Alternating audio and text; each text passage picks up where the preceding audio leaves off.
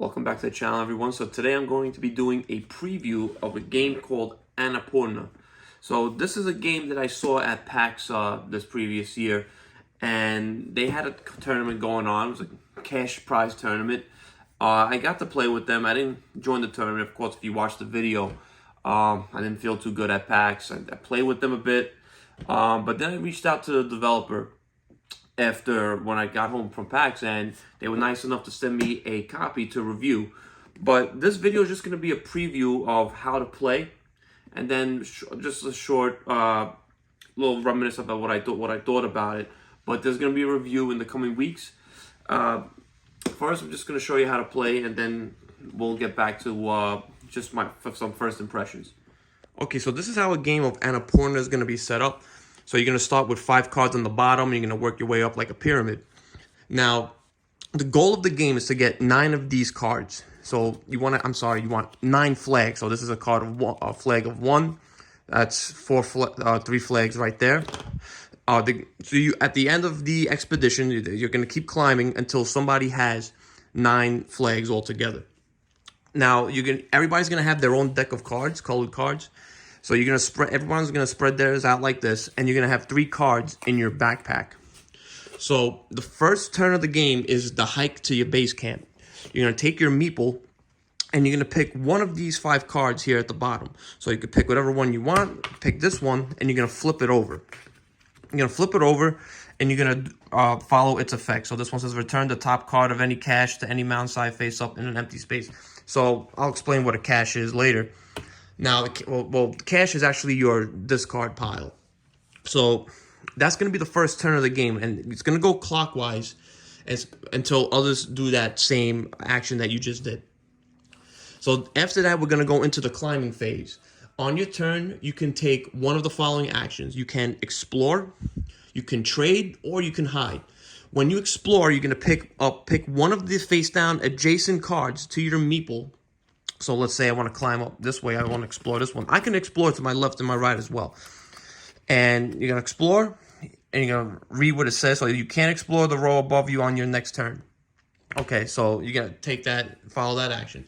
The second one you can do is trade.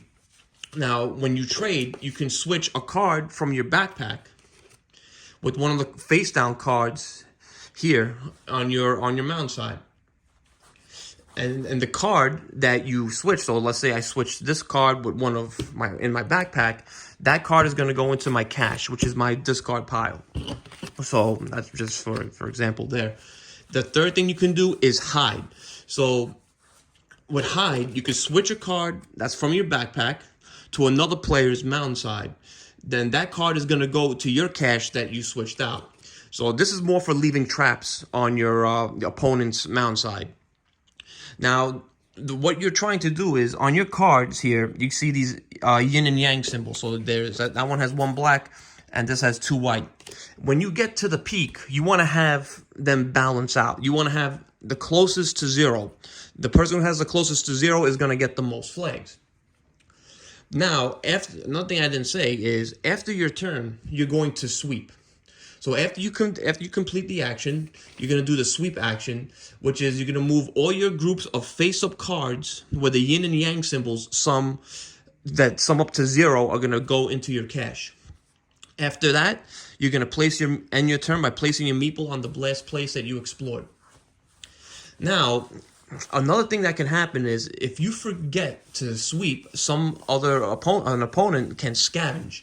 So when they scavenge, if you forget to sweep, another player can take one of your balanced cards and add them to their backpack. But the first person to call it is going to get the card. A card with no symbols cannot be scavenged until the effects are completed. So remember that. Now we're going to continue flipping over. So you're going to keep doing this until you get to the peak. So when you get to the peak, you're going to flip over the card, and you're going to do its action. Excuse me. After you flip your card, you're going to put your meeple on the peak, take the action, and then you're going to go into the protecting phase. That's after the peak. So as other people are climbing their mound side, you're going to be in the protecting phase. Now, there's different things so on your turn, when you're in the protecting phase, there's a few things that you can do. One is Suntaya, which means you do nothing. It's just a pass. Another thing that you can do is drop. When you drop, you could place a card from your backpack to an empty spot that's on your mound side. And the yin and the yang are still going to count. Again, that's going to help you later on when you're tallying up the yin and yang symbols. Another thing that you can do is throw.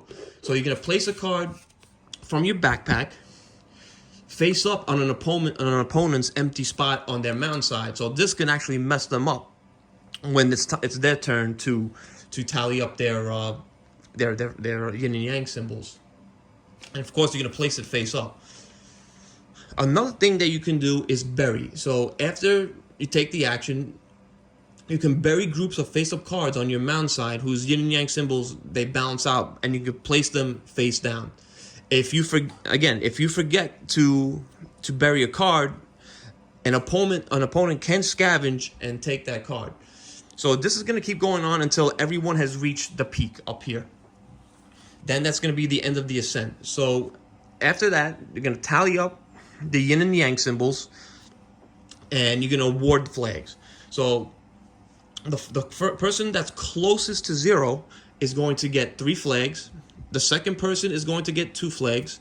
The third, 1 flag, and the fourth, none.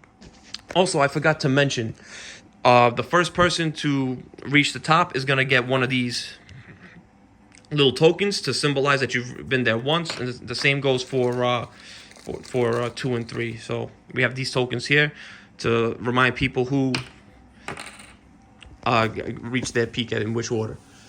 So now another thing that can happen is if there's a tie. So if there is a tie, whoever got to the peak first is going to get more flags.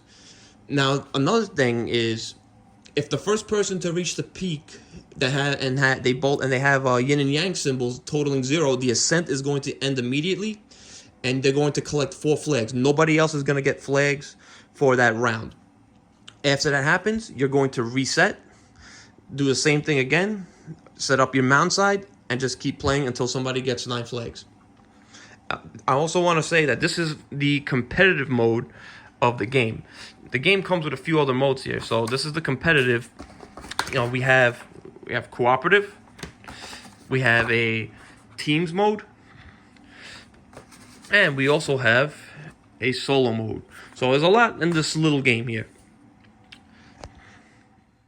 So yeah, so as you can see, it's a pretty simple game to learn. The only problem that I've seen so far is that there are little things that you can miss with the rules. But overall, the rules so far have been pretty easy, and it's a pretty easy game to learn. I've been quite surprised with the gameplay so far. Yes, there's some randomness, but you know, it's still a pretty fun game from the times that I've played. If you have any questions about how to play or about what you see in this video, leave a comment down below. Like I've stated before, the review will be coming in a few weeks. This is just to give everyone an idea of the game, of how to play. So please like, subscribe, comment if you have any questions. Looking forward to seeing you guys at the next video.